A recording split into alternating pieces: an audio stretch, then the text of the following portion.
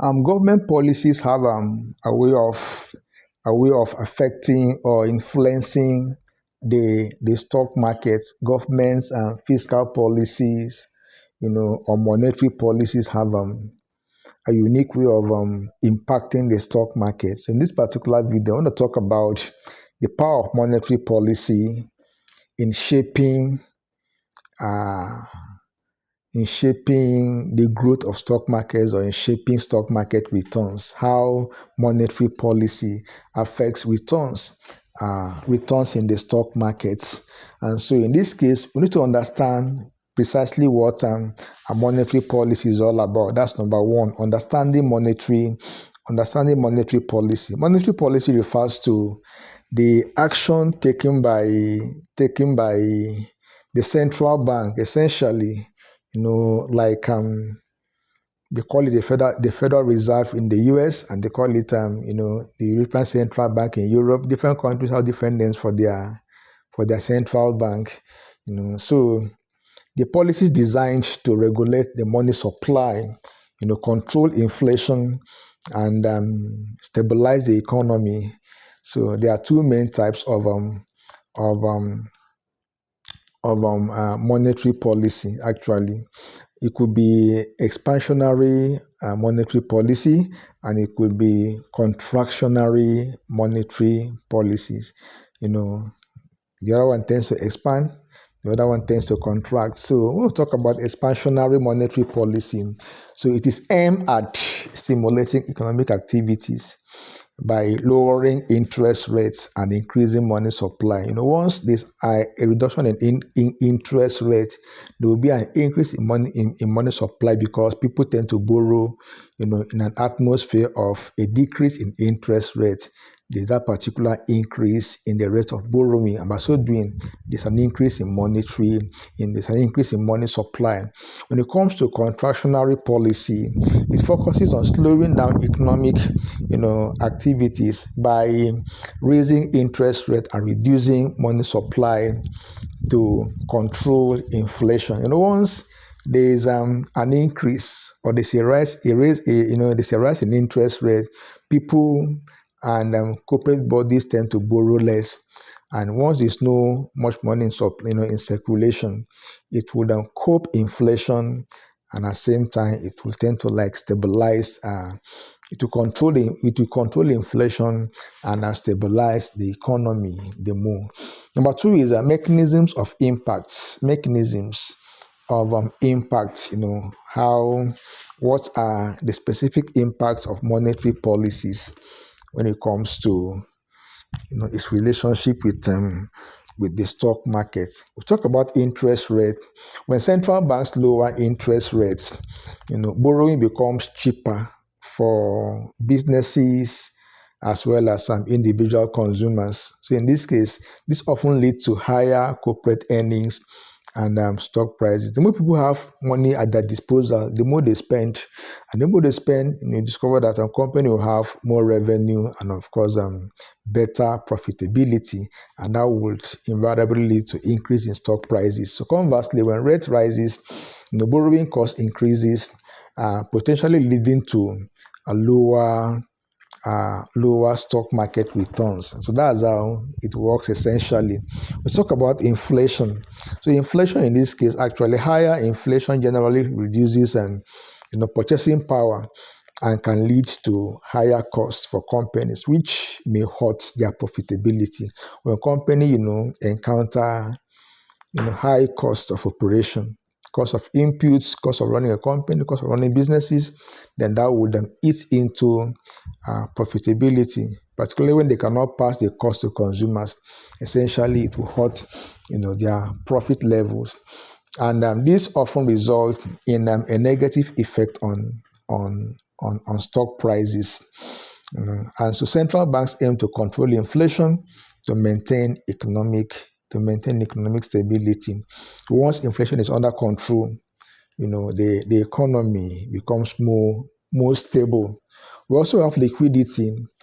Liquidity. So by injecting, money into the economy through tools like quantitative easing, So central banks increase liquidity, which can drive stock prices up as more companies or more capital flows into the market. Once there's liquidity, the disposable income, there's an increased money supply, it tends to go almost directly to the stock market, and that would cause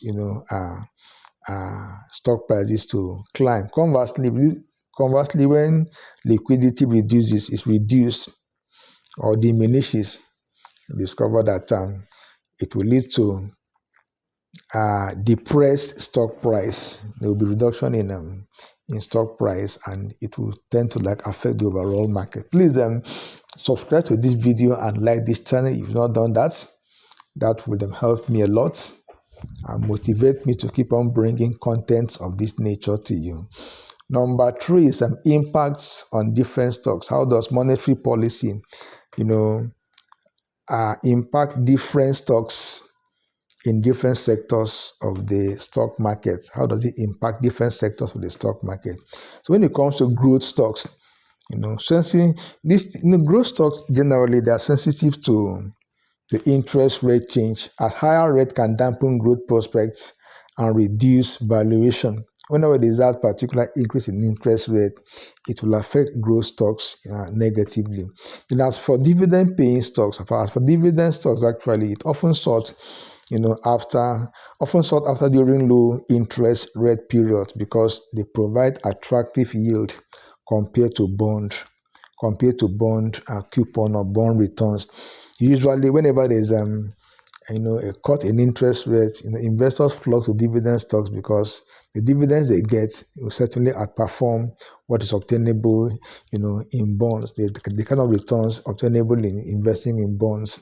You equally have financial sectors. In the financial sectors, actually, banks and other financial institutions are directly affected by interest rate changes, as they impacts their lending margins and profitability. Generally, whenever there's a cut in interest rates, banks will not benefit so much from such a cut. Whenever there's an increase in interest rates, banks tend to make more profits. So companies in the financial sectors, banks, and other financial institutions, they tend to do better in an environment of increased interest rates. Then in the defense industry, in the defensive stocks, sectors like utilities, like healthcare, they tend to be more stable in terms of economic uncertainty, as demand for their products and services are not sensitive to economic conditions. They are less sensitive to economic cycle. People will demand services like electricity, water, heating, gas, and the rest, regardless of the economic cycle. And when it comes to healthcare, also the healthcare sector, you discover that despite the economic cycle, when people fall sick, they still, seek medical help, medical, attention. And so the impact actually could be sector specific. Number 4 is investment strategy adjustment. Whenever we are faced with the atmosphere of government monetary policy, so how do we really adjust our investment strategy? In this case, we talk about timing the market. So understanding the central bank stance can help investors predict trends in stock markets. So investors may adjust their portfolios based on expected changes in interest rates or inflation. That's why pronouncements from the central bank or from the governor of the central bank or the chairman of the Federal Reserve is very, very important, but that would give an indication of the direction the economy will tilt towards. If it will favor the market, investors will pour in money, pour in capital. If it not favor the market, then people will tend to liquidate their position and go and tend to hold cash. That has to do with timing the markets.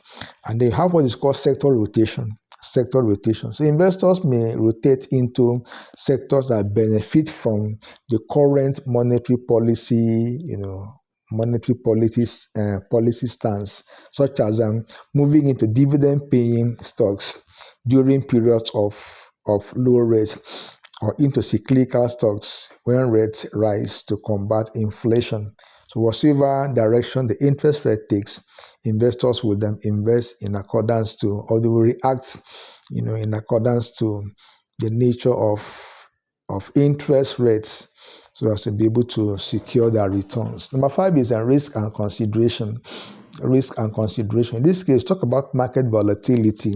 So changes in monetary policy can lead, to market uncertainty. Investors must be prepared for volatility, especially during periods of policy shift. Generally, monetary policies will introduce volatility in the markets, so investors should be prepared to stomach the relevant shift that comes as a result of changes in monetary policies. There's this lag effect. The impact of monetary policy, on the market isn't always immediate. It doesn't really happen automatically. It may take time for interest rate changes or monetary, or monetary easing to influence market behavior. It takes time. So there's that particular lag. And so whenever there's a government policy pronouncement, people tend to react proactively, because certainly the pronouncement will certainly have an impact in their investment returns. And so as an investor in the markets, we cannot do without monitoring activities of the central bank as it relates to monetary policy pronouncement, because it will then go a long way in determining the kind of results we obtain in the market as investors.